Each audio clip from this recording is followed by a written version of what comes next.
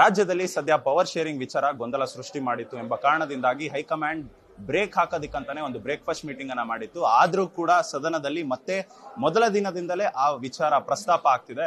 Sir, ಇದಕ್ಕೆಲ್ಲ break ಹಾಕ್ಬೇಕು ಅಂತ ಬ್ರೇಕ್ಫಾಸ್ಟ್ ಮೀಟಿಂಗ್ ಕೂಡ ಹೈಕಮಾಂಡ್ ಮಾಡಿತ್ತು. ಆದ್ರೂ ಕೂಡ ಮೊದಲನೇ ದಿನನೇ ಒಂದ್ ಕಡೆ ವಿಪಕ್ಷದವರಿಗೆ ಆಹಾರ ಆಗೋ ರೀತಿಯಲ್ಲಿ ಯತೀಂದ್ರ ಅವರು ಒಂದು ಸ್ಟೇಟ್ಮೆಂಟ್ ಕೊಡ್ತಾರೆ. 5 ವರ್ಷ ನಮ್ ತಂದ್ರೇನೆ ಮುಖ್ಯಮಂತ್ರಿ. ಹೇಳ್ತಾ ಇರೋದು ಅಸೆಂಬ್ಲಿ ನಡೀತಾ ಇದೆ. ಈ ಸಂದರ್ಭದಲ್ಲಿ ಬೇಕಾ?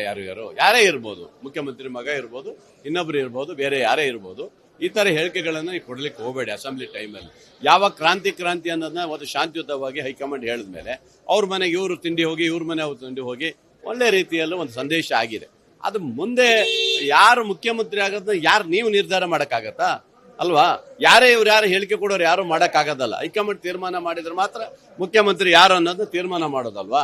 ಸುಮ್ಮನೆ ಗೊಂದಲ ಯಾಕೆ ಕೊಡ್ತಾರೆ? ವಿರೋಧ ಪಕ್ಷದ ಆಹಾರ ಆಯ್ತು. ಈಗ ಸುಮ್ಮನೆ ಅವರು ಈಗ ನೋಡಿ, ಈಗ ಸುಮ್ಮನೆ ಇವತ್ತು ಹೇಳಿಕೆ ಕೊಡ್ತಾನೆ ಬರ್ತಾರೆ. ಇವರಲ್ಲಿ ಗೊಂದಲ ಇದೆ, ಇನ್ನೂ ಇದೆ ಅಂತ ಹೇಳಿ ಬರುತ್ತಲ್ವಾ? ಆದ್ರಿಂದ ಇದು ಆಗಬಾರ್ದು. ಒಳ್ಳೆ ರೀತಿಯಲ್ಲಿ ಅಸೆಂಬ್ಲಿ ನಡಿಬೇಕಾದ್ರೆ ನೀವು ಯಾರಿಗೂ ಹೇಳಿಕೆ ಕೊಡಬಾರ್ದಂತ ಇವತ್ತು ರಾಜ್ಯದ ವರಿಷ್ಠರುಗಳು ತೀರ್ಮಾನ ಮಾಡಬೇಕು, ರಾಷ್ಟ್ರೀಯ ನಾಯಕರು ತೀರ್ಮಾನ ಮಾಡಬೇಕು. ಸರ್, ಯಾರನ್ನ ಪ್ಲಾನ್ ಮಾಡಿ ಈ ಹೇಳಿಕೆನ ಯತೀಂದ್ರ ಅವ್ರ ನೋಡಿ, ಯಾರೇ ಪ್ಲಾನ್ ಮಾಡಕ್ಕೆ ಅಂತ ಅಲ್ವ. ಇವರು ಸಹ ಒಬ್ಬ MLC ಆಗಿದ್ದಾರೆ, ಬಾಕಿಯವರು MLA ಇದ್ದಾರೆ. ಯಾರೇ ಇರಲಿ, ತಮ್ಮ ಇವತ್ತಿನ ಅಸೆಂಬ್ಲಿ ನಡೆಯೋ ಸಂದರ್ಭದಲ್ಲಿ ಇವೆಲ್ಲ ಯಾವುದು ಬೇಡ ಅಂತ ನನ್ನ ಒಂದು ಅನಿಸಿಕೆ. ಸರ್, ಈ ಹಿಂದೆ DK ಶಿವಕುಮಾರ್ ಪರವಾಗಿ ಇಕ್ಬಾಲ್ ಹುಸೇನು, ಕುಣಿಗಲ್ ರಂಗನಾಥ್ ಹೇಳಿಕೆ ಕೊಟ್ರೆ ಅವ್ರಿಗೆ ನೋಟಿಸ್ ಹೋಗುತ್ತೆ. ಈಗ ಯತೀಂದ್ರ ಸಿದ್ದರಾಮಯ್ಯ ನೋಟಿಸ್ ಬರಲ್ಲ. ಯಾಕಂದ್ರೆ ಹೈಕಮಾಂಡ್ ಬೆಂಬಲ ಅವ್ರಿಗೆ ಹೆಚ್ಚಿದೆಯಾ ಏನು ಸರ್? ಆತರ ಏನಿಲ್ಲ ರೀ, ಆತರ ಏನಿಲ್ಲ. ಎಲ್ರಿಗೂ ನಾವು ನೋಟಿಸ್ ಕೊಡ್ಲಿಕ್ಕೆ ಅವಕಾಶ ಇದೆ. ಅದು ರಾಜ್ಯ ನಾಯಕರು ತೀರ್ಮಾನ ಮಾಡಬೇಕು. ಅದು ಮಾಡೋದು ಬಿಡೋದು ಅವ್ರಿಗೆ ಬಿಟ್ಟಿರೋದು. ಸರ್, ಸದ್ಯಕ್ಕೆ ಈ ಪವರ್ ಶೇರಿಂಗ್ ವಿಚಾರಕ್ಕೆ ಬ್ರೇಕ್ ಬೀಳಲ್ವಾ?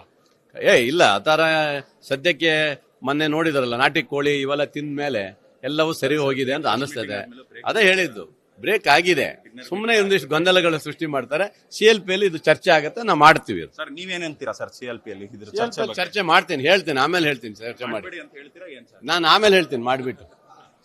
ಎಸ್, ಇದಾಗಿತ್ತು ಬೇಳೂರು ಗೋಪಾಲ್ ಕೃಷ್ಣ ಅವರ ಮಾತುಗಳು. ಕ್ಯಾಮರಾ ಪರ್ಸನ್ ಶಿವಮೂರ್ತಿ ಜೊತೆ ಓಂ ವಿವೇಕ್, ಆದಿತ್ಯ ಕಾರ್ಲೇಕರ್, ಅಶ್ವವೇಗ ನ್ಯೂಸ್, ಬೆಳಗಾವಿ.